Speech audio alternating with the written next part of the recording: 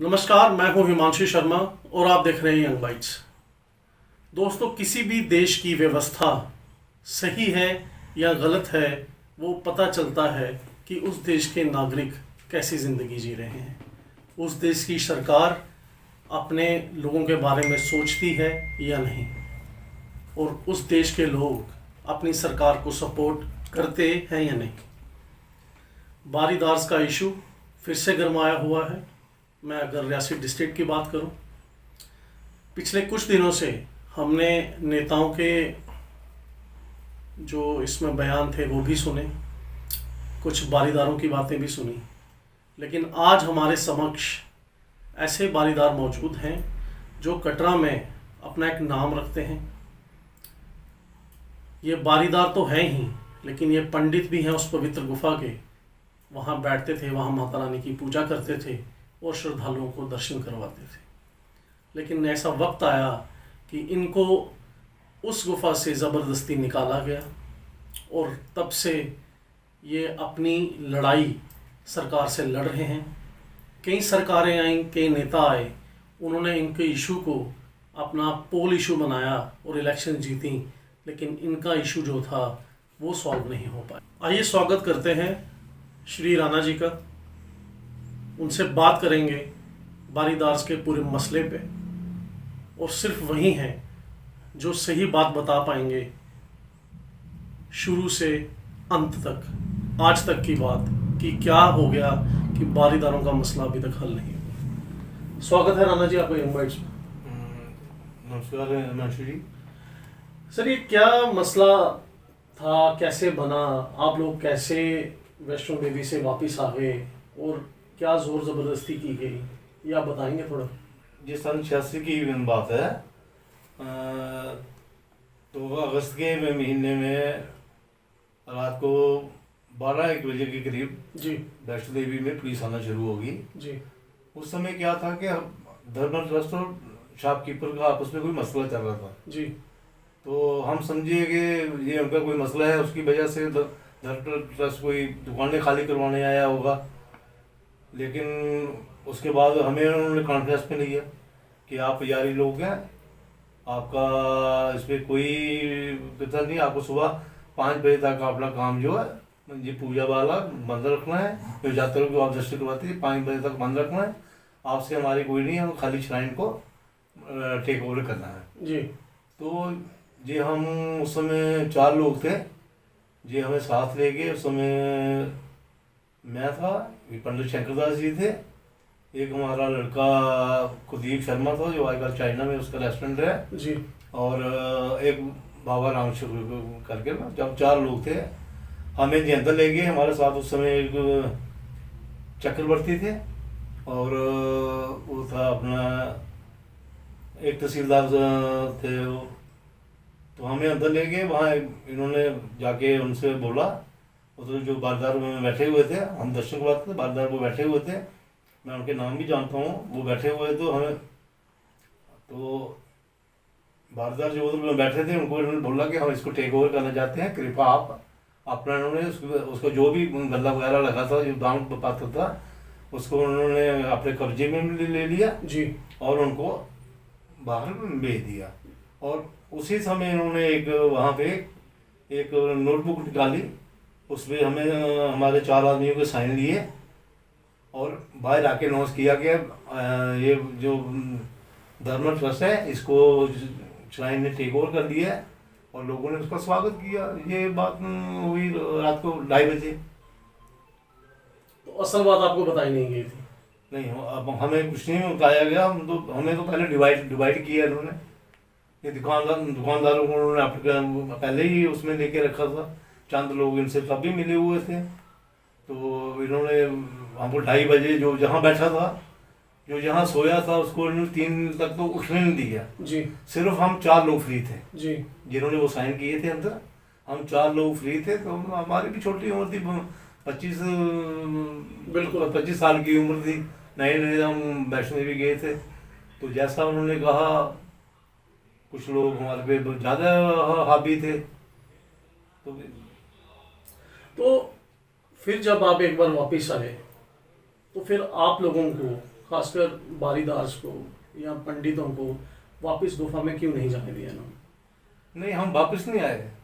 हम 31 को वापस नहीं आए जी हम 3 तारीख को वापस आए। जी हमने 3 दिन तक हमने वहाँ पूजा की है जी और इनसे जो दक्षिणा लेते हैं, अरदास ली है, वो अरदास हमने इनकी की थी। हम 3 दिन के बाद वापस आए। जब हमें नीचे से संदेश गया, हमें, मैं तो कह रहा हूँ ना, हमें पंडितों को निकालने नहीं गया, हमें निकालने नहीं गया। हाँ, हमें गुमराह किया उस समय के जो चीफ एजुकेटिव ऑफिसर बन रहे थे जहाँ, मिस्टर गोस्वामी, तो हमें तो उनकी वजह से हो गया। हमारे साथ तो धोखा उन्होंने किया। जगमोहन जी ने तो कोई धोखा ही नहीं किया। श्राइन तो उस समय बननी थी, जो सिस्टम था श्राइन तो बनने के बिना रह नहीं सकती थी, जरूरी थी। आपस में हमारा कोई तालमेल नहीं था, भागीदार अलग थे, हम अलग हो चुके थे, वो यात्रा बढ़ने में लगी थी। अगर आज भागीदार सिस्टम होता पुराना, तो जहाँ तो कतल तक होने को हो जाते और बदनाम हो जाते। तो जब ये श्राइन बोर्ड बना, फिर जो बारीदार कम्युनिटी थी या आप जो पंडित लोग थे, आप पर क्या बीता, आपकी फैमिलीज पे क्या बीती कि जब आपको पता चला कि अब आपका कोई राइट नहीं रहा? देखो हिमांशु जी, अब क्या बोल रहे हैं, हम इज्जतदार लोग थे, तो हमें तो ये समझ नहीं आती थी। आज तक तो मैंने कश्मीर में नहीं देखा जो हमारे साथ किया था उन्होंने। ये एक स्क्वाड लेके चलते थे उस समय, जो मिस्टर गोस्वामी थे, ये हमारे गांव में एक 45 आदमी को एक स्क्वाड मैंने पहली बार देखा है। मैं एनसीसी का स्टूडेंट रहा हूँ, एनसीसी में रहा हूँ, उसमें सीधे चलते हैं। ये इन्होंने क्या किया था कि जो लेफ्ट साइड थे उनका मुंह ऊपर की तरफ, आगे वाले जो 3 होते हैं उनका आगे, और जो पीछे वाले होते हैं उनका पीछे, और जो राइट साइड पे होते हैं उनका नीचे, और बीच में ये चलते थे 20-25 पुलिस वाले लेके। जैसे हम बहुत बड़े टेररिस्ट थे, टेररिस्ट का तो तब नाम भी नहीं था, खाली वो इंदिरा गांधी के समय सुना था हमने जी। लेकिन इन्होंने इतना किया, हमारे घरों में कोई नहीं रहता था। रात को सोने लोग खेतों में भाग जाते थे। फर्क सिर्फ ये इतना कि हम हिंदू थे तो चुप थे, कोई और होता तो। उसके बाद हम 1.5 साल तक बेरोजगार रहे। हमें किसी ने एक पैसे की मदद नहीं की। कई बार रात को आता था कि इनको गोली मार दें, लेकिन वो भगवती की कृपा थी, वो हमें काम धंधा मिल गया। 1.5 साल के बाद हम 1.5 साल, अब तो कोविड चल रहा है, ये 3 महीने में रोने लगे, हमने 1.5 साल काटा है। बिल्कुल। हाँ, अच्छा कि मैं बता रहा हूँ आपको कि टेक ओवर से पहले 1 हफ्ता पहले हमारे वैष्णो देवी में एक टीम आई, उसने पूरा भवन सर्च किया। हमारे जो जहाँ हम रहते थे कमरे उन्होंने सर्च किए, तो हमें इसका नॉलेज नहीं था किस लिए सर्च कर रहे हैं। हमने कहा चलो ठीक है, अपनी उनकी कोई फ्रिस्किंग होगी उसका कर रहे होंगे, लेकिन उन्होंने पहले ही देख लिया था कि इनके पास हथियार वगैरह तो नहीं है। और जब ये टेक ओवर करने आए, इन्होंने ब्लड बैंक का अपने साथ रखा हुआ था। पैसे की अटैचियाँ साथ में रखी हुई थी। बस इन्होंने हमें डिवाइड किया। डिवाइड करने के बाद उन्होंने रात को हमें डिवाइड किया, और डिवाइड करने के बाद उन्होंने अपना काम किया। बाद में जिनको डिवाइड किया सभी को एक को काटा। पहले कटरा वालों को कॉन्फिडेंस में लिया, फिर दुकानदारों को कॉन्फिडेंस में लिया, फिर हमें कॉन्फिडेंस में लिया। पहले भागीदार निकाले, फिर तीसरे दिन हमारा नंबर आ गया। फिर जो ऑर्डिनेंस निकला था उसमें वो दुकानदार टेनेंट थे, लेकिन बाद में जब वो अपनी उनकी पूर्ति होगी तो उनको भी निकाला। तो अपना बढ़ाने के लिए उन्होंने शिवसेना भी ईजाद की। उस समय गुप्ता थे, उनको पैसे दे के उन्होंने अपने करने के लिए हमने बहुत अच्छा किया है। उनकी टीम जहाँ नवरात्रों में बुलाना शुरू हो गई, कुछ कटरा के लोग इकट्ठे किए, और उनमें से मैं तो नाम नहीं लेना चाहता, उनको आज भी सभी जिंदा हैं, उनमें हमारा कोई नहीं है। इस तरह हमारा साथ हुआ है। तो ये पैसों की अटैचियाँ इन्होंने साथ क्यों रखी हुई थी जब इन्होंने श्राइन को टेक ओवर किया? ये तो मैंने अटैचियाँ तो मैंने देखी है, लेकिन सुना भी था कि एक तो चोरी हो गई थी उनमें से।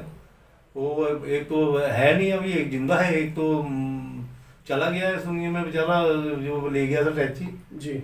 तो ये जो आप सारी घटना बता रहे हैं आपने खुद अपनी आंखों से मैंने देखी? खुद अपनी आंखों से देखी है। मैं तो बाकी तो सारे इन्होंने बंदी बनाए हुए थे।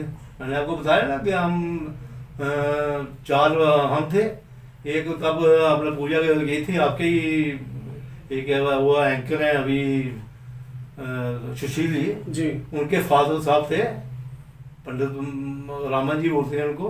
उन्होंने 3 दिन तक पूजा की, आरती उन्होंने 3 दिन की थी। जी जब उस समय बिट्टू पुजारी जी ऊपर थे, वो घर पे आए हुए थे, तो आरती वो मेरे हवाले करके आए थे। तो मैंने वो 3-4 दिन आरती करवाई है। और उसके बाद 3 दिन के बाद जब पुजारी जी पहुंचे, इनको हम सौंप के, इनकी अमानत थी, इन्होंने हमें बोला हम घर को आ गए। तो अपने ही शहर में, अपने ही स्टेट में आपके साथ धोखा करके आप लोगों को श्राइन से निकाला गया। आपको असल बात कब पता चली कि क्या आपके साथ हो गया है? नहीं, असल तो हमें जब ये अंदर गए हैं तो तभी तो हमें पता चल गया था भाई क्या करने वाले हैं। जी, फिर उसके बाद आप लोगों ने क्या किया? उसके बाद हमने क्या करना था, हमने स्ट्रगल ही शुरू की। तो अब हमारे पास इन्होंने माहौल ऐसा क्रिएट कर दिया था कि हम कुछ कर नहीं सकते थे। कटरा के वो चंद लोग थे मुझे, वो इन्होंने अपने साथ मिला लिए थे। वो बहुत खुश थे। तब किसी ने लड्डू बांटे, तो किसी ने कुछ बांटे। वो आज जैसे वो कहना नहीं चाहता हूँ मैं, हमारे डीसी थे वो अपने गोस्वामी साहब, उनकी हालत देख लो। हमारे साथ जिसने किया वो आज सारे खटिए भी हैं। जितनों ने हमारे साथ कुछ किया सब लेटे हुए हैं। तो दोस्तों, आनन फानन में एक श्राइन बोर्ड एक्ट बनाया गया, जब बारीदारों को, पंडितों को, जहाँ जो भी स्टेक होल्डर्स थे श्राइन के, वैष्णो देवी श्राइन के, उनको बाहर निकाला गया। उस एक्ट में साफ तरीके से क्लियर लिखा गया है कि the powers, the rights of Baridars must be extinguished as soon as the act comes into power। जैसे ही एक्ट पावर में आया, बारीदार के सारे राइट्स को ख़त्म कर दिया गया। सर, जब श्राइन बोर्ड आ गया, एक्ट बन गया श्राइन बोर्ड एक्ट, उसके बाद क्या बारीदारों को कोई ऐसा प्रावधान रखा गया कि उनको नौकरी दी जाती श्राइन बोर्ड में? नहीं, उसमें हमारे लिए कोई प्रावधान नहीं रखा गया। हमें तो वो चोर कह के निकाला गया, भाई ये चोर हैं, ये यात्रियों को लूटते हैं, ये चोर हैं। मैं आपको बताना चाहता हूँ कि ये हिंदुस्तान की पहली श्राइन है जो सेकुलर बोलते हैं ना, सभी सेकुलर पहली श्राइन है जिसमें कभी किसी जात पात का, कभी पिछले 1000 साल की हिस्ट्री है हमारे पास कागज भी हैं। वो आप कहो तो हम दिखा देंगे। तो वो कागज हमने दिखाए थे उस समय अपने अपना जो एक्ट में शामिल थे, अपना ये पीडीपी के, मैं उनका नाम देखो, नाम बोल रहा हूँ, मुजफ्फर बेग साहब। तो उन्होंने कागज देख के हमें ये बताया था कि ये आपके जो कागज हैं, आप पुजारियों को दुनिया की कोई ताकत अंदर जाने से रोक नहीं सकती जी। तो उन्होंने ये भी हमें बोला कि हमें बारीदारों का कुछ होगा नहीं, इनको कंपनसेशन नहीं मिलेगी, आपको कोई दुनिया की ताकत नहीं रोक सकती, आप ये कागज लेके निकलो।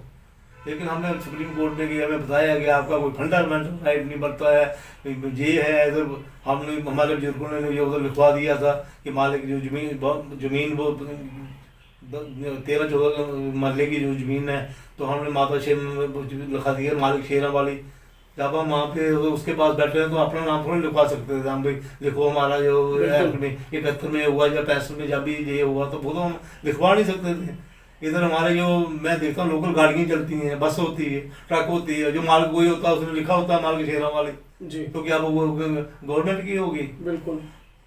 तो हमारे साथ तो चलो जो करना था, देखो मैं खुद मैं कहता हूँ, मेरे बड़े भाई साहब कहते थे, हम जब मैं 7 साल वैष्णो देवी में रहा हूँ और हम गिने चुने उनमें आज भी 34 साल के बाद अब हिंदुस्तान में कहीं भी चले जाओ तो हमारा नाम चलता है। आज भी लोगों को पता है, हमारी फैमिली, मेरे पिताजी रहे, मेरे दादाजी रहे, मेरे परदादाजी रहे, मेरे भाई साहब 19 साल रहे। मैं मैट्रिक करने के बाद सीधा वैष्णो देवी मैं पढ़ता भी था, वैष्णो देवी भी जाता था। तो हमारा नाम तो आज भी चलता है, हम भी चाहते थे, हम भी कई बार माता को प्रणाम करके कहते थे कि माता हमें भी यात्री बनाओ जी। देखो मैं तो समझो यात्री बन गया हूँ, लेकिन बाकी जो गरीब है, कभी हमारे उधर आप ऊपर चले जाओ पहाड़ों में, देवीगढ़ वगैरह में जो कम्युनिटी है, वो अश्विनी जी थे, अब ठीक है वो भी दुनिया में चले गए, वो तो मेंबर थे, तो कहते थे मैं साथ जाऊँगा।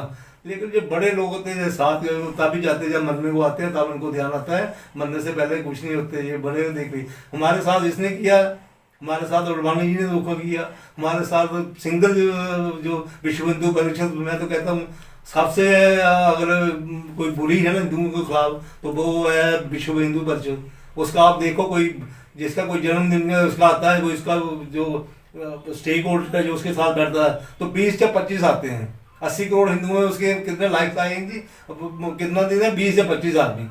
तो मैंने 2-3 बार तो ट्वीट भी किया उनको, भाई शर्म करो, ये लेके चलते हो। ये अपना हमारे बलदेव जी हैं, या फरूक हमारा कुछ करने लगा था, तो ये बलदेव जी, एक अशोक माटा था इधर का अपना मेरठ साइड का, और एक सिंगल का आदमी था अपना ये जो बीजेपी के करते लाला जो शिवचंद। ये गंदे लोग थे, इन्होंने हमें खराब किया है। ये आपसी लड़ाई में अपने वोटों के चक्कर में हमें खराब करते रहे। ठीक है, अपने साले हो गए। हमारे साथ जिसने किया अडवाणी देख लो, अडवाणी जी देख लो। अब सबसे बोला वो सिंधी और सांको बराबर होते हैं, बिल्कुल हम सुनते थे, वो हमने देखा है। बाकी मेरी जगमोहन साहब से बात हुई थी एक बार, मैं अपने गांव में मिला तो मैंने उनसे सीधे बात की। मेरे को एक एसपी था, तब उसने रोका, हम सब फ्री लोग थे, हमें कौन रोकता था। मैंने उसका हाथ पीछे किया, एक कटरा के हमारे सिंधु पी गए जी, उन्होंने रोका मेरे को, जी एसपी है, मैंने क्या करना है एसपी को, हम देखते नहीं तो स्टार शुरू करना। मैं सीधे गवर्नर साहब से बात की, उन्होंने बोला कि नौकरी करोगे, मैंने कहा जहाँ राज करना है वहाँ नौकरी नहीं करेंगे। बिल्कुल हमारा राज था वहाँ, हमारे अपने वहाँ नौकरी किस बात के लिए करेंगे। तो मैंने उनको ये भी बोला कि आपने यहाँ डिवाइड एंड रूल की पॉलिसी चलाई। बोला वो कैसे, वहाँ इसलिए कि आपका जन्म पार्टीशन से पहले हुआ है, मेरा बाद में हुआ है, आपके डीएनए में है डिवाइड एंड रूल, मेरे में नहीं है। आप क्या करते हो, मैं कुछ भी करता हूँ। ठीक है, आज कोई ठीक है, बाबूजी ने हमें बहुत किया, लेकिन वो भी क्या। राणा जी, अगला सवाल मेरा ये रहेगा कि जैसे आपने कहा कि जब आप माता वैष्णो देवी श्राइन से वापस आ गए, आपके साथ धोखा हुआ, 1.5 साल आप खाली बैठे, लेकिन फिर माता रानी की आप पे कृपा हुई है और आज आपका परिवार जो है वो सर्व सुख संपन्न है। लेकिन यहाँ काफ़ी सारे परिवार हैं, खासकर मैं पहाड़ी इलाकों की बात करूँ, जो बारीदार कम्युनिटी है, वो आज भी अपने राइट्स के लिए लड़ रहे हैं। कईयों के पास बच्चों को पढ़ाने के लिए पैसा नहीं है, शादियाँ करवाने के लिए पैसा नहीं है, निर्वाह करने के लिए पैसा नहीं है। तो ये जो बारीदार की राइट्स की लड़ाई है, इसको आप आगे तक ले जाएंगे कि नहीं? हिमांशु, मैं बताना चाहता हूँ, आप जो कह रहे हैं कि सिर्फ पहाड़ी इलाके में गरीब लोग हैं, हमारे 4-5 गांव हैं, मैं उनके नाम बताता हूँ। आली है जी, उसमें 99% लोग गरीब हैं। हमारा कुड़माल है, आज वैष्णो देवी के 15 वो लड़के हैं, वो लोगों की गाड़ियाँ चला रहे हैं, अपनी गाड़ी भी नहीं है उनके पास। आज तो बच्चे ने गाड़ी रखी, उनके पास गाड़ियाँ भी, गाड़ी लोगों की ड्राइविंग कर रहे हैं वो। जी। हमारा सरून गांव है, हमारा हंसाली जो मेन कटरा के साथ लगता है, उसमें 3-4 घर ऐसे हैं, बच्चे उनके बैठे हुए हैं। हमें तो श्राइन बोर्ड में नौकरी नहीं, हमारे नाम से लोकल को तो ये नौकरी नहीं देते। बिल्कुल, बारीदार तो जो छोड़ के ये जो 2-3 जो लड़के थे अपना लोकल, ये उनको भी निकालने के चक्कर में कि इनकी पोल ना खुल जाए। जी। ये तो उस पर आ गए हैं। अब ये बाहर के लोगों को एक्सटेंशन देते हैं। हमारे 2 लड़के हैं, तो मैं तो पता नहीं आप नाम लूँगा, उनको तो श्राइन बोर्ड पता नहीं उनको निकालने की करे। इसमें हमारे एक स्वर्गीय मेरे क्लास फेलो भी थे, वो वकील सिंह जी, इतना अच्छा आदमी था वो। लोकल अगर वो नहीं होता तो इनकी धज्जियाँ उड़ जाती। जी। उनको इन्होंने एक्सटेंशन नहीं दी।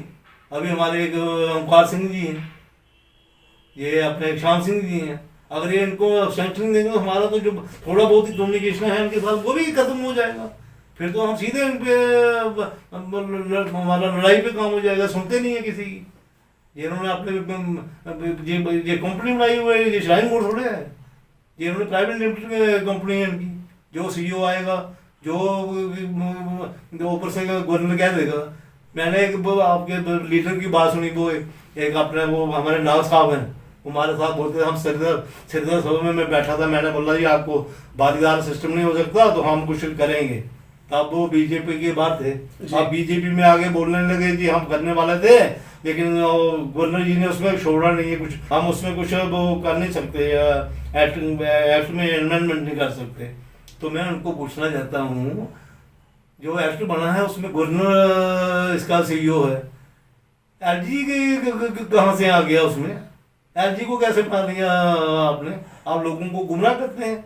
जिसके उसमें बैठते हो, जिसकी थाली में बैठते हो, उसी के गुण गाना शुरू करते हो। पिछले पिछले वालों को आप पीछे पड़ जाते हैं उनको। जी अभी क्या है, मोदी साहब बोल के गए हैं, हमारे जो आप ये लोकल लीडर हैं, हमारे डॉक्टर जितेंद्र सिंह जी हैं, ठीक है, कुछ डेवलपमेंट हो रही होगी, हमें बताते नहीं हैं, उनका अपना काम है, लेकिन वो भी बीजेपी को गुटबंदी पे ले आए हुए हैं। जो हमारे लोकल एमएलए हैं उनको वो आगे नहीं होने देते, उनका अपना ग्रुप है। अब प्रधानमंत्री जी कह के गए, हमने तो प्रधानमंत्री जी पे यकीन किया था। आप यकीन मानो हिमांशु जी, एक बार मेरे मन में आया कि प्रधानमंत्री जी इधर बोल के गए, मैं इलेक्शन कमीशन में अपना उनके साथ कंप्लेन करूंगा जाके कि एक प्रधानमंत्री लेवल का आदमी झूठ बोल सकता है इधर आके। हमारा हो कुछ ना हो, हमें अब अफसोस नहीं है, हमारा कुछ नहीं कर रहे। जब देश के प्रधानमंत्री ने झूठ बोल दिया, उसके बाद हम चुप्पी बैठेंगे, माता की मर्जी है। अब हमें बोलते रहे जी, जितने से डॉक्टर साहब हमें बोलते रहे कि हमारा जब ये गवर्नर जो है ये हमारे नहीं है, ये पिछले टाइम के बने, जब कोई हमारा गवर्नर आएगा तो हम इसमें अमेंडमेंट करेंगे। आप तो 370 भी तोड़ दी, ठीक है, जो आपके पास हर्डल थी वो आपने खत्म कर दी। बिल्कुल। अब आपने एलजी साहब बिठाए हुए हैं, तो एलजी साहब को एक राष्ट्रपति जी का एक आदेश से हमारा कितना है मसला हल हो सकता है। आप पार्टी करते हैं, आप इफ्तार पार्टी करते हैं, उसमें 80 लाख रुपए देते हैं। मैं आपको बताना चाहता हूँ, इससे पहले सीईओ वो थे, यहाँ सीईओ थे अपना, उसका नाम नहीं मेरे को याद आ रहा। मैंने एक बार उनको पूछा कि हमें बार बार क्वेश्चन पूछते हैं कि बारीदारा को जी श्राइन बोर्ड 75,000 रुपया दे रहा है शादी में। एक बार मैंने सीईओ जी को पूछा कि मेरे को वो दिखाओ कौन से बारीदारा जिनको आप 75,000 रुपये देते, तो मेरे को कहने लगे भैया चुप रहो, इसमें हमारा श्राइन बोर्ड फंस जाएगा। मैं पर तो 25% बारीदारों के 75% इसमें श्राइन बोर्ड के मुलाजिम है। अब जिन्होंने लूट मचा रखी है, पिछले के वो था, हमें तो बताया गया जी, हम नए थे, हमने वो शुरू में वो देखी थी इमरजेंसी। उसके बाद इधर हमारे जगमोहन जी आ गए। जगमोहन तो हमारे बहुत बड़ा जो हमारा सुना हुआ, तो कुमार गेट सुना हुआ था मैंने। फिर उसके बाद वो उनका वाला केस था उन पे, तो उसमें सजा होने वाली थी उनको, जो गवर्नर बने जगमोहन, सजा होने वाली थी। इंदिरा गांधी ने पर्सनली रामनाथ गोयनका से जाके माफी मांगी थी जी, और उनसे ये दोबारा बहाल हुई, नहीं तो ये जेल में होता जी। ये आर्य समाजी आदमी था, ये हिंदुओं के खिलाफ था। दोस्तों, एक प्रधानमंत्री ने वादा किया और वो आज हम वीडियो क्लिप भी आपको सुनवाएंगे। आप सुनिए कि माननीय प्रधानमंत्री नरेंद्र भाई मोदी जी ने उधमपुर में लाखों की संख्या में जो लोग वहाँ पे थे, उनके सामने बारीदारों को लेकर क्या बयान।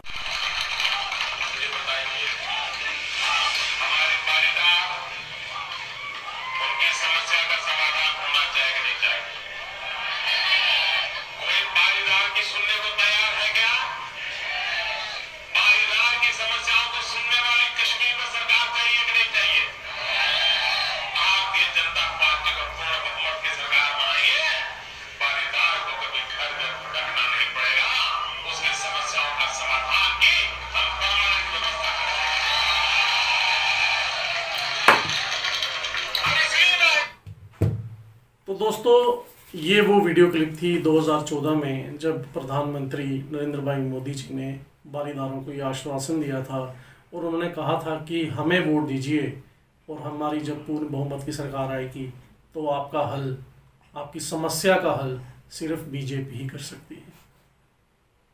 आज उस बात को 6 साल हो गए हैं। 6 साल से सेंटर में नरेंद्र भाई मोदी जी की ही सरकार है, लेकिन उन्होंने अपने कान और आंख दोनों बारीदारों की समस्या से फेर लिए हैं। और हैरानगी तब होती है जब जम्मू के एक नेता दिल्ली में पीएमओ में हैं और एक एमपी भी हैं, लेकिन फिर भी ये आवाज़ नहीं उठाई जाती। राणा जी, ये जो बयान आपने सुना दोबारा, तब भी आपने सुना था, काफ़ी पॉलिटिकल पार्टीज आई, एनसी हो, बीजेपी हो, कांग्रेस हो, किस पार्टी ने आपका साथ दिया और किसने आपको धोखा दिया? देखो हमारे हमारे को सभी पार्टियों ने मिलजुल के धोखा दिया है, लेकिन मैं फिर भी अगर आप पूछें तो मुझे कोई आप पूछें कभी कि आपको सबसे ज़्यादा चीफ मिनिस्टर जो पसंद था वो कौन था, मैं आज भी कहूँगा कि फारूक अब्दुल्ला जी के मुकाबले का चीफ मिनिस्टर ना पैदा हुआ है ना होगा जी। जो हमारे लिए बात है। उन्होंने सब कुछ करने की कोशिश की, उनको लास्ट में डराया गया, वो अडवाणी जी के थ्रू डरवाया गया, सिंघल जी के थ्रू डरवाया गया, अपने लाला शिवचंद्र जी हमारे बलदेव राज जी हैं, आज बड़े हमारे गुणगार हैं, माफी हैं मांग रहे हैं। 6 साल वो घर में ही रहे, दोस्तों को अंदर नहीं जाने देते थे, वो जो उनके खास दोस्त थे उनको अंदर नहीं जाने देते थे वो। तो बीजेपी में क्या है कि हमने प्रधानमंत्री जी पे यकीन किया, लेकिन नंदा जी तो कहाँ, अब मैं वो अंदर की बात तो नहीं बता सकता आपको, जो मेरी उस समय बात हुई है या करने वाला जब हमारा सुबह जुलूस निकला है जी। तो ये तो कहीं स्टैंड नहीं करते, जो इनके ऑब्जर्वर आए हुए थे वो आप उनसे बात करो, वो मेरे से शर्त लगा के गए थे कि कुलदीप दुबे जी जीत जाएंगे, नंदा को जानता ही कोई नहीं, नंदा चौथे नंबर पे आएगा। तो मैंने उनसे शर्त लगाई थी कि नंदा पहले नंबर पे आएगा, कुलदीप दुबे जी नहीं जीत पाएंगे। तो आपका साफ तौर पे कहना है कि नंदा जी बारीदारों की वजह से ही जीते हैं। वो आप नंदा जी से पूछे, वो खुद कह देंगे, उसमें नहीं ईमानदार, वो ईमानदार आदमी है, वो भी इनकार करे भी नहीं सकते। मैंने अभी उसमें थोड़े दिनों के बाद मैंने देखा है जब हमारे साथ ये वायदा हुआ, उसके बाद मैंने 2-3 बातें बीजेपी में नोट की। बीजेपी के ना 3-4 प्रवक्ता बने नेशनल लेवल पे, उनमें मैं एक नाम लेना चाहूंगा प्रेम शुक्ला जी का जी।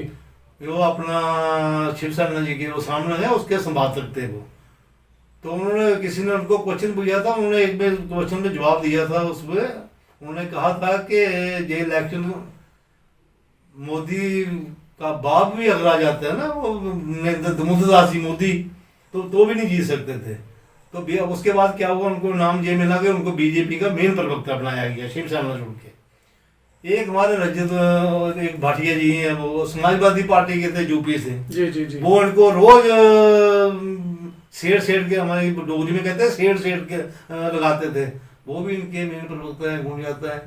मैं तो हमें बस यही है कि हम नरेंद्र भाई मोदी जी को भी क्या कहेंगे, फिर वो कहते हैं एक जम्मू का नेता कहता है जी इनकी मजबूरी है, हिंदुओं की मजबूरी है कि हमें वोट देना है। चलो सेंटर में तो मोदी जी को दे देंगे, स्टेट में तो नहीं छोड़ेंगे हम इनको, ये कोई सीट जीत के बताए। अब मैं बात करूं, ये जो सारी घटना हुई, पार्टीज ने आपके लिए लड़ाई की और इनफैक्ट बारीदार संघर्ष समिति भी कई सालों से इस पर लड़ रही है। अगर बारीदार संघर्ष समिति जो कमेटी है उसकी बात करें, आप क्या समझते हैं कि मौजूदा स्थिति को देखते हुए उसमें कोई फेरबदल होना चाहिए कमेटी में, ताकि जो बात इतने सालों से पाइपलाइन में फंसी है उसको आगे बढ़ाया जा सके? देखो नाशु जी, एक हमारी वो है कि मैंने पता नहीं कहीं पढ़ा हुआ है, ये लिखा हुआ है कोई ट्रस्ट किसी दूसरे ट्रस्ट को टेक ओवर नहीं कर सकता जी। हमारे से सबसे पहले धोखा किया डॉक्टर करण सिंह जी ने जी। वो यहाँ के महाराज थे और यहाँ से MP रहे हैं 3-4 बार। तो जब हम छोटे छोटे थे हमें उनके बिल्ले लगा देते थे, हमारे युवराज हैं जी, अब तो हमें युवराज का नाम मालूम ही नहीं था। तो सबसे पहले उन्होंने क्या किया कि उन्होंने इनसे अपना जो भी बांधना था वो बांधा जी। जो धर्म ट्रस्ट की प्रथा है जी। वो उन्होंने बांधा, इनको उन्होंने बना दिया। वो उसके बाद जैसे मैंने वही हुआ है, वो डिवाइड एंड रूल वाली पालिसी 3-4 साल के बाद इनको भी लात मार दी। और ऐसा आदमी जो सारी उम्र दिल्ली में बैठा हुआ है, तो इसके साथ भी एक इंदिरा गांधी जी के टाइम एक एपिसोड हुआ था, उसके बाद तो इनको पूछा ही किसी ने, जब एजुकेशन मिनिस्टर थे एक एपिसोड हुआ था, मैं उन्होंने दुकान नहीं जाता जी। मैं भी अभी मेरी उम्र 60 साल के करीब होने हुए, मैं पॉलिटिक्स में भी विश्वास रखता हूँ, लेकिन डिबेट में देखता हूँ, वो सब मेरे को मालूम है। ये कमेटी की हम बात कर रहे थे, कमेटी को आप कोई फेरबदल देखना चाहते हैं ताकि बात आगे बढ़ाई जा सके, क्योंकि बारीदार का जो प्रॉब्लम है वो अभी भी पाइपलाइन में। देखो हिमांशु जी, क्या है कि ये बारीदार जो है ना, ये जहाँ आज की डेट में क्या हुआ कि हर आदमी ना जहाँ पुलिस से जान पहचान करना चाहता है, जहाँ जो मंत्री बने उसके साथ पहचान करना चाहता है जी जी। अभी हमारे एक शेर सिंह जी हैं, कुछ लोग तो उनको बारीदार ही नहीं मानते, और एक हमारे वो एक बने हैं वो अपना जम्मू से, रशवाल सिंह जी, तो हमने उनकी शक्ल 1 साल पहले देखी थी। अब भी कोई प्रॉब्लम होती है तो आते हैं, ऐसा तो कभी मिलते नहीं। वो बैठे हैं उधर अपने जम्मू ऑफिस में बैठते थे, तो उन्होंने देखा कि बारीदार जी अच्छी जगह है, अगर ये मेरे को वोट दे दें तो 5-10 हज़ार वोट भी मिल जाए तो पार्टी वाले पीछे भागते हैं। बिल्कुल। भाई ये इसके 10,000 वोट हैं तो वो हमारे वोट है, ठीक है देंगे। अगर ये हुआ समय वाला काम तो ठीक है, नहीं होगा तो हमारे गांव में 2-4 तो हम तो इनको घुसने नहीं देंगे हमको। राणा जी, आखिरी सवाल आपसे रहेगा कि ये जो बारीदार्स का इशू है 86 से चल रहा है, सरकारें आई, सरकारें गईं, एमएलएज आए, एमपीज आए, और सबसे दुखद बात कि बीजेपी की पूर्ण बहुमत की सरकार है, तब भी ये पाइपलाइन में ही अटका हुआ है। अगर कल को सारे बारीदार्स की मेहनत मुशक्क़त से ये मसला हल होता भी है तो आपकी क्या डिमांड्स रहेंगी कि कैसे मसला होना चाहिए, आप क्या चाहते हैं सरकार से? देखो मंशू जी, आप अगर मेरे को पूछो तो मैं अपना ओपिनियन दूंगा। तो उसके लिए अगर कल को होता है तो मैं तो बोलता हूँ कि एक जो मेंबर हैं, हम कहते बारीदारों को दो, हम पंडित मेहरा हमें दो ना दो, लेकिन मेंबर जो होना है वो लोकल जिसके पास हम जा सकें। बिल्कुल। अब ऐसे आपने मेंबर बनाए हुए हैं, मैं सीधे फिर आप कहेंगे मैं बात पे आता, तो 3 कश्मीरी बनाए हुए हैं। मुझे बता दो कि कभी 0-1% कश्मीरी इस लाइन में आया 86 के बाद, आप 2019 तक ये मेंबर बनने के बाद ही आया ना। पहले भानजी बनाए, अब उनका बयान सुना आपने, जो बयान देते हैं, अब बोलते हैं फिर लिखना शुरू कर देते हैं जी इनको निकालो। एक हमारे अपने श्री रविशंकर जी जी जी जी, तो हमारे उनको पूछो किसी ने उनकी शक्ल देखी हुई है? अब रविशंकर जी के पास टाइम कहाँ है, और हमारे श्राइन बोर्ड के वो मेंबर हैं, और उनको एक हमारे लीडर हैं हैदराबाद के, नाम क्या बताऊं, उन्होंने तो उसको जोकर तक बोल दिया। तब इन्होंने बोले नहीं श्राइन बोर्ड वाले हमारे मेंबर को आप जोकर बोल रहे हैं, आप जोकर, मैं समझूंगा आपने जोकर भर्ती किए हुए हैं। उनका क्या काम यहाँ जम्मू में कोई नहीं है, उधमपुर में कोई नहीं है, और बनाते आप किसी को रियासी से बना लो, रियोरी से ले आओ, पुंछ से ले आओ, कश्मीर से क्या काम है? दोस्तों आपकी जानकारी के लिए बता दूं कि इस समय श्राइन बोर्ड के टोटल 8 मेंबर्स हैं, जिसमें चेयरमैन हैं एलजी मुर्मू साहब, और उसके बाद 7 मेंबर्स, और फिर ऑब्वियसली जो चीफ एग्जीक्यूटिव ऑफिसर हैं रमेश कुमार जी। अगर आप श्राइन बोर्ड एक्ट पढ़ें तो उसमें साफ लिखा है कि 10 मेंबर से ज़्यादा इसके कमेटी नहीं होनी चाहिए, और उसमें भी 2 जो मेंबर्स हैं वो लेडीज़ होनी चाहिए, फीमेल्स होनी चाहिए। लेकिन आज हम कमेटी में एक भी फीमेल नहीं देखते, और जो आपने अभी राणा जी से सुना कि एक भी लोकल मेंबर इस कमेटी में नहीं है जिसके पास लोकल लोग अपनी बात लेके जा सकें, अपनी बात रख सकें। गुरु श्री रविशंकर जी, शायद किसी ने ही उनको कभी कटरा में देखा होगा। भान साहब की बात करें तो वो कश्मीर से ताल्लुक़ रखते हैं। रियासी डिस्ट्रिक्ट की बात करें, जम्मू की बात करें तो काफ़ी कम लोग हैं इस कमेटी में। रियासी डिस्ट्रिक्ट की अगर मैं बात करूं तो एक भी इंसान नहीं है जिसके पास ये लोग अपनी बात लेकर जा सकें। राणा जी, जाते जाते फिर पूछूंगा कि किस हिसाब से आप इसका हल चाहेंगे प्रॉब्लम का?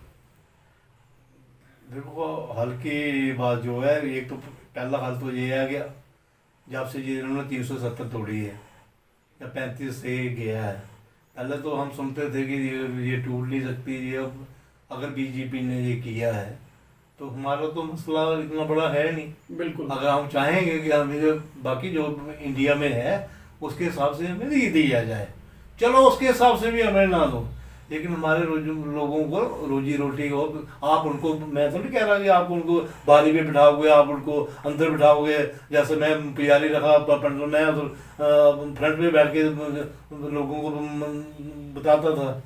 मैं तो नहीं चाहूँगा कि आप ठीक है आप हमारे लोग चलो अनपढ़ हैं, जहाँ आपने गुरुकुल बनाया उसमें शिक्षा दो, उसके बाद उसमें लो, अब हम क्या बताएं, हिमाचल यहाँ ये हॉस्पिटल बनाने रहेगा, इतना चढ़ावा यहाँ आता है। बिल्कुल। और हॉस्पिटल बना दिया। मैं खुद किडनी पेशेंट हूँ, मेरा किडनी ट्रांसप्लांट हुआ है, मैं दिल्ली में इलाज कराता हूँ, मेरा मैक्स में ऑपरेट हुआ है। इधर वैष्णो देवी में जो पैसा आता है, क्या ऐसा नहीं हो सकता है कि इसको चैरिटी बेस पे चलाते हैं लोगों को? क्योंकि आप अभी आप 34 साल हो गए, आप कामयाब हो गए, अगर तब ये बनता है 90 के आसपास, तो तब आप सभी लोगों को देते, क्योंकि आप तो आपकी कंपनी बहुत बड़ी होगी पूरे हिंदुस्तान में। आपको आप आते हैं, VIP आते हैं। आप इसको कंपनी मानते हैं? मैं इसको कंपनी मानता हूँ। मैं आपको बताता हूँ, यहाँ है, मैं उनको दर्शन करवाता था। जावेदी ब्रदर हैं, उनकी पूरी फैमिली आती है, वो खाली इनका अपना गोल्ड प्यूरिफाई करते थे, उनको ये VIP ट्रीटमेंट देते हैं, हवाई जहाज की टिकट देते हैं। जो भी आता है जज की फैमिली का हो जाएगा। आप यकीन मान लो, मेरे पास चीफ जस्टिस के भी लेटर थे, वो प्रायोरिटी के लिए इनको बोलते हैं। ये MP को कुछ नहीं सुनते थे। और जो अपना मैं कह रहा हूँ, जो आप हमारे प्राइम मिनिस्टर बने हैं, जब ये प्राइम मिनिस्टर से पहले गए थे, इनके साथ जो हुआ था इनको नहीं मालूम है यहाँ क्या होता है। ठीक है, मैं प्रधानमंत्री जी को दोष नहीं देना चाहता, वो बहुत ऊंचे पद पे, उन्हें देश की बहुत चिंता है, लेकिन दोष मैं इनको देना चाहता हूँ जो ये बात उन तक नहीं पहुँचा नहीं पाए। मैं अपनी तरफ से आज ये कहना चाहता हूँ, मैं ब्राह्मण कम्युनिटी से हूँ, मैं आज ये कहना चाहता हूँ, हमें एक बार प्रधानमंत्री जी से मिला दो। प्रधानमंत्री जी ना करेंगे, हम दोबारा नाम नहीं लेंगे। बिल्कुल, हम नाम नहीं लेंगे, ठीक है, हम कह देंगे माता की जय मसीह है, हम हाथ जोड़ देंगे, माँ भाई जो तुमने किया अच्छा किया। तो दोस्तों, ये थे हमारे साथ श्री राणा जी, जिन्होंने उस वक्त को देखा है जब बारीदास को श्राइन से निकाला गया था, या इनकी सुने तो फोर्सफुली निकाला गया था। एक टैक्टिक्स बनाई गई थी, कम्युनिटीज़ को अलग अलग किया, एक मिस इन्फॉर्मेशन फैलाई, ये लोग आ गए और फिर इनको कुछ दिनों तक हाउस अरेस्ट करके एक ऐसी स्थिति बनाई गई थी, वैसे भी रखा गया, और जब इन्होंने अपनी आवाज़ उठानी चाहिए तो वो दबा दी गई। लेकिन समय बीता, ये लोग संभले, तो फिर पॉलिटिकल पार्टीज़ ने इनका फ़ायदा उठाया, क्योंकि ये रियासी डिस्ट्रिक्ट में भारी वोट बैंक है। किसी भी पार्टी ने पूरा साथ तो नहीं दिया, और राणा जी की सुने तो इनको धोखे ही मिले हैं। लेकिन अब ये इशू गरमाया हुआ है, कुछ मीटिंग्स रोज़ के रोज़ बारीदारों की अब चल रही हैं। आने वाला वक्त बताएगा कि नरेंद्र मोदी जी, जो हमारे देश के माननीय प्रधानमंत्री हैं, वो अपना वादा पूरा कर पाएंगे या नहीं, या ये भी सिर्फ एक पॉलिटिकल जुमला था। दोस्तों, आप देखते रहिए young bytes. Cameraman Varun Sharma के साथ मैं हूं आपका अपना हिमांशु शर्मा।